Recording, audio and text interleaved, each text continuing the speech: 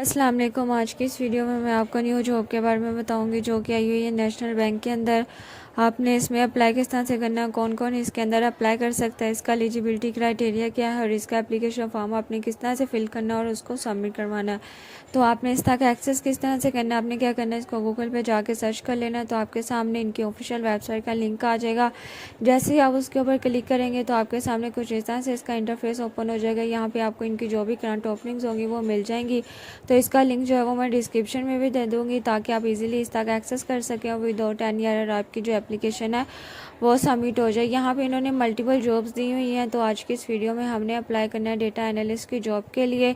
तो सबसे पहले हम इसकी जो डिस्क्रिप्शन है वो रीड कर लेंगे, देन हम देखेंगे कि हमने इसके अंदर अप्लाई किस तरह से करना है। तो जैसे ही हमने इसके ऊपर क्लिक किया था हमारे पास ये जो डिस्क्रिप्शन है ये ओपन हो चुकी है। यहाँ पे सबसे पहले हमारे पास जा जाता है इसकी पोजीशन, जॉब टाइटल जो कि है डेटा एनालिस्ट OG3 OG2, इसका ग्रेड है। यहाँ पे आपने रिपोर्ट करनी है विंग हेड को। देन हमारे पास आ जाता है एजुकेशन रिक्वायरमेंट। यहाँ पे जो एजुकेशन रिक्वायरमेंट है वो मिनिमम ग्रेजुएशन की है। यहाँ पे कोई भी सब्जेक्ट, यहाँ डिसिप्लिन मेंशन है, अगर आपने किसी भी सब्जेक्ट के अंदर अपनी ग्रेजुएशन कंप्लीट की हुई है तो आप इजीली इसके लिए अप्लाई कर सकते हैं। देन हमारे पास आ जाता है इसका एक्सपीरियंस रिक्वायरमेंट। नीचे जो इन्होंने बताया हुआ मिनिमम 1 ईयर का एक्सपीरियंस रिक्वायर्ड है। और देन हमारे पास आ जाता है स्किल्स, एक्सपर्टीज़ और नॉलेज जो इस जॉब के लिए रिक्वायर्ड है।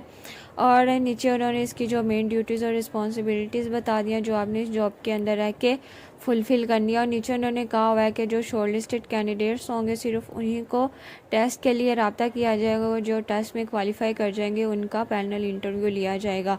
अब आपने अप्लाई किस तरह से करना है, आपने कर लेना है इसको बैक, और नीचे उन्होंने अप्लाई नो का बटन दिया हुआ है। जैसे आप उसके ऊपर क्लिक करेंगे तो आपके सामने इसका जो एप्लीकेशन फॉर्म है वो ओपन हो जाएगा। ये मेरे पास ओपन हो गया। सबसे पहले आपने यहाँ पे इसकी जो पोजीशन है वो सिलेक्ट कर लेनी है जिसके लिए आपने अप्लाई करना है। देन यहाँ से आप लोकेशन सेलेक्ट करेंगे। फिर आ जाता है हमारे पास पर्सनल डिटेल। पर्सनल डिटेल के अंदर सबसे पहले अपना फुल नेम लिखना है, यहाँ पे फादर नेम लिखना है, हस्बैंड नेम लिखना है अगर आप मैरिड है। देन अपने यहाँ पे कैलेंडर से डेट ऑफ बर्थ जो है वो अपनी सिलेक्ट कर लेनी है। डेट ऑफ बर्थ सेलेक्ट करने के बाद आपकी जो नीचे एज है वो ऑटोमेटिकली कैलकुलेट हो जाएगी। फिर आपने अपना जो CNIC नंबर है वो यहाँ पे लिखेंगे, अपना ईमेल एड्रेस, नेशनैलिटी यहाँ पे लिखेंगे, रिलीजन यहाँ से सिलेक्ट करेंगे, यहाँ से अपना जेंडर सेलेक्ट करेंगे, प्लेस ऑफ डोमिसाइल, इसी तरह से सारी पर्सनल इन्फॉर्मेशन जो है वो आप एंटर कर देंगे। और यहाँ पे अपना घर का पूरा पता लिखेंगे। और नीचे हमारे पास सेक्शन आ जाता है फिर हमारी क्वालिफिकेशन का। सबसे पहले अपने बैचलर की जो डिग्री है वो एंटर करेंगे, जो आपकी मोस्ट रिसेंट डिग्री होगी वो फर्स्टली एंटर करेंगे। इसी तरह से आपने अपना इंस्टीट्यूट यहाँ पे लिखना है, किस इंस्टीट्यूशन से आपने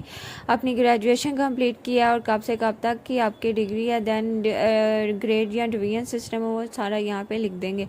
अगर आपके पास कोई मास्टर की डिग्री है तो वो सारी डिटेल यहाँ पे दे देंगे, अगर नहीं है तो इसको एज इट इज छोड़ देंगे। देन हमारे पास आ जाता है एक्सपीरियंस।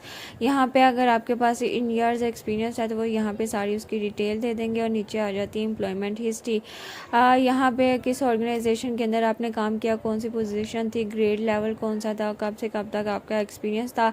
यहाँ पे उन्होंने मल्टीपल सेक्शंस दिए हुए हैं। अगर आपके मल्टीपल ऑर्गेनाइजेशन के अंदर एक्सपीरियंसेस हैं तो आप यहाँ पे मल्टीपल सेक्शन जो है वो यूज़ कर सकते हैं। ध्यान आपने नीचे आ जाना और यहाँ पे आपने येस के ऊपर टिक कर देना। नीचे उन्होंने अटैच योर अपडेटेड CV, यहाँ पे चूज़ फाइल के ऊपर मीडिया पिकर पे जाके अपनी जो अपडेटेड CV है वो यहाँ पे अपलोड कर देने के बाद आपने सबमिट के बटन पे क्लिक कर देना। तो जो आपकी एप्लीकेशन है वो सबमिट हो जाएगी और आपको एक कंफर्मेशन ईमेल आ जाएगी ह्यूमन रिसोर्स की तरफ से कि आपकी एप्लीकेशन जो है वो सक्सेसफुली सबमिट हो चुकी है। तो आपने इस जॉब के लिए लाजमी अप्लाई करना है, इंशाल्लाह आपको पॉजिटिव रिस्पॉन्स मिलेगा।